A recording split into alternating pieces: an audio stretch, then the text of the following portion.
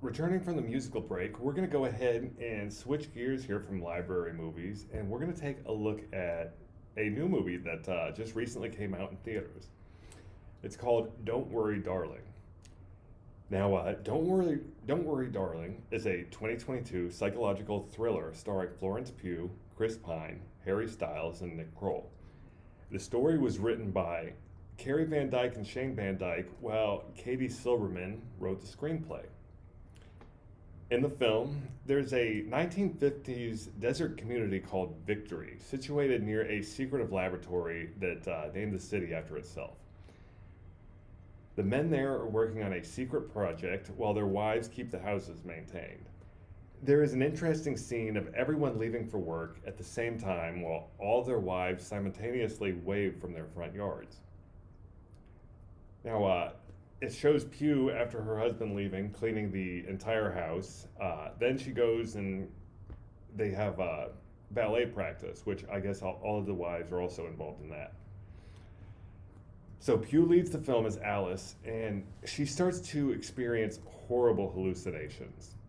She also suspects that something strange is going on with the company and the secret project that her husband, Jack, played by Harry Styles, is actually working on.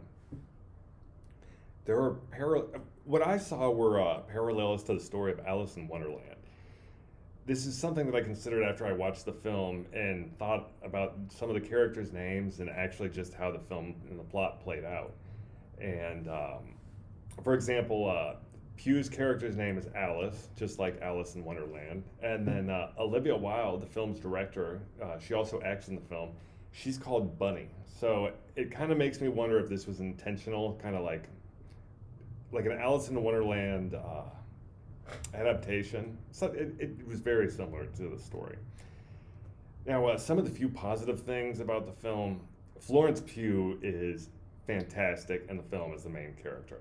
She's a talented actor and she continues to deliver quality performances.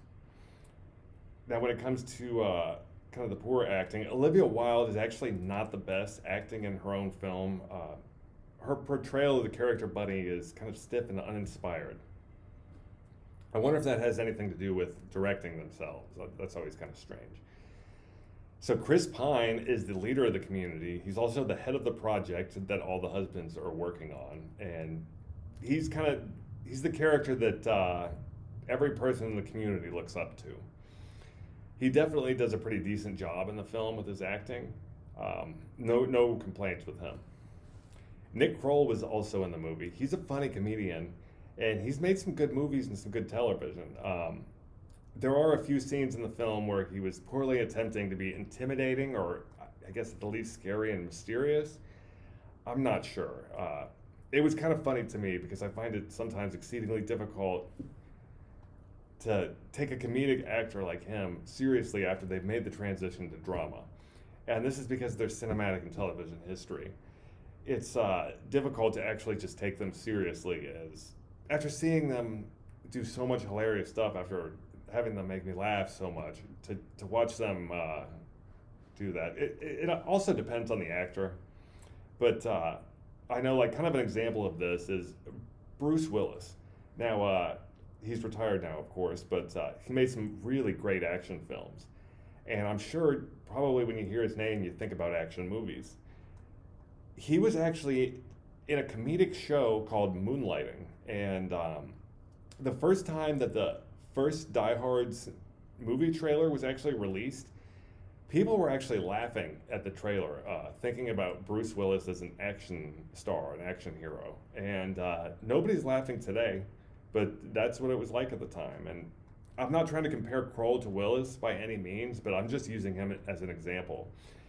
Obviously, Kroll isn't an action movie star, but a comedian, and I'm sure he can make a fantastic transition to dramatic acting. The film Don't Worry, Darling is filled with many unnecessary hallucinations all throughout the film. With Pugh's character, it definitely becomes tiresome due to everything already being exposed in the trailer.